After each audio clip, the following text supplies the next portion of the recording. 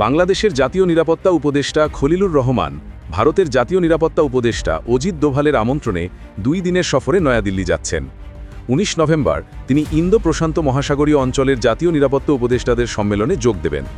20 November দিল্লিতে অনুষ্ঠিত হবে কলম্বো সিকিউরিটি কনক্লেভ CSC।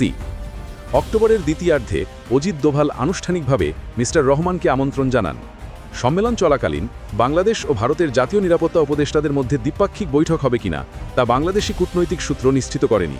ভারতের অভ্যন্তরীণ নিরাপত্তা সংকটের প্রেক্ষাপটে এই সফরকে বিশেষ গুরুত্ব দেওয়া হচ্ছে। তাই 20 নভেম্বর সম্মেলনের ফাঁকে একটি সংক্ষিপ্ত বৈঠকের সম্ভাবনা উড়িয়ে দেওয়া যায় না। কলম্বো সিকিউরিটি কনক্লেভ হল ভারত মহাসাগর অঞ্চলের একটি বহুপাক্ষিক আঞ্চলিক নিরাপত্তা ফোরাম। এর সদস্য দেশগুলো হল ভারত, শ্রীলঙ্কা, মালদ্বীপ, মরিশাস এবং বাংলাদেশ। পর্যবেক্ষক হিসেবে রয়েছে সেশেলস। এই ফোরামের মূল লক্ষ্য 5টি গুরুত্বপূর্ণ ক্ষেত্রে আঞ্চলিক নিরাপত্তা জোরদার করা: সমুদ্র সুরক্ষা ও নিরাপত্তা, সন্ত্রাসবাদ দমন ও চরমপন্থা প্রতিরোধ, মানব পাচার ও আন্তর্জাতিক অপরাধ মোকাবেলা, সাইবার নিরাপত্তা ও গুরুত্বপূর্ণ অবকাঠামো রক্ষা, মানবিক সহায়তা ও দুর্যোগ ত্রাণ। নিরাপত্তা বিশ্লেষকদের মতে বাংলাদেশের নিরাপত্তা উপদেষ্টাকে আমন্ত্রণ জানানো অবশ্যই কৌশলগত তাৎপর্য রয়েছে। বিশেষ করে যখন ভারতের সাম্প্রতিক সময়ে বিভিন্ন শহরে বোমা হামলার ঘটনা ঘটছে, তখন এই বৈঠককে ঘিরে বাংলাদেশকে চাপ দেওয়ার সম্ভাবনা অস্বীকার করা যায় না। এই ধরনের উচ্চ পর্যায়ের নিরাপত্তা সম্মেলন শুধু বর্তমান পরিস্থিতি নয়, ভবিষ্যৎ পরিকল্পনারও অংশ।